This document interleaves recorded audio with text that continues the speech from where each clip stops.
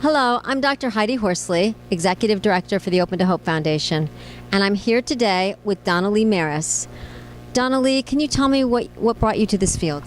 My mother is a nurse. I was exposed to death and dying, end of life early on in my life, and through her work and through her influence, I'm here. I've been in this field for 34 years, and I'm still doing it. And I like what I do, which is a good thing. I love it. And tell us what you do today.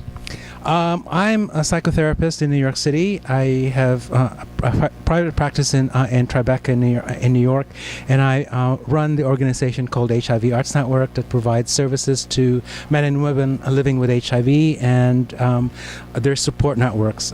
So we provide individual, couples, family counseling, and support group services. I want to talk a little bit about culture today. And I know that you're a Filipino American. Yep. And how do you think that influences the way that you grieve? And how do you think that culture influences the way that your patients grieve?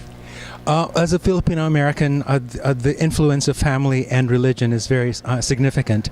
Although I'm not a practicing Catholic anymore, there is the influence of that faith that allows me to work very closely with men and women who are living with HIV, who are African American, Latino, Asian, all persons of color, and that provides me with comfort that I will be able to be there for them and support them in their end of life situations. I think that is really important and something that's not addressed enough. The religious element of an individual who is dying is very important, and with families surrounding them, that makes a big difference as to when and how they're going to die. And that's part of the work that I do with the HIV Arts Network. The epidemic has changed tremendously since the 1980s, and now we're seeing more and more persons of color living with the disease and dying from it. The perception in this world is that HIV is no longer a virus, or it's not killing people anymore. That's not true. A lot of people are still dying, and people who are living with HIV are struggling with other diseases, and we don't talk about it as much as we used to. So it's kind of taboo. It's taboo, and there's a glamorization of the disease, given that most people who are living with it can take a pill and be okay. But that's the perception for a lot of people. People who are living with it are struggling with other diseases and dying from other diseases. So there's a massing that happens. And what kinds of things can people do to find hope again? What have you seen, rituals or tips that you can give us? Rituals, you have to have a community with women who are living with HIV, particularly African American women. They have communities where they reach out to mothers who are living with HIV. There are other mothers who can support them and help them in that process.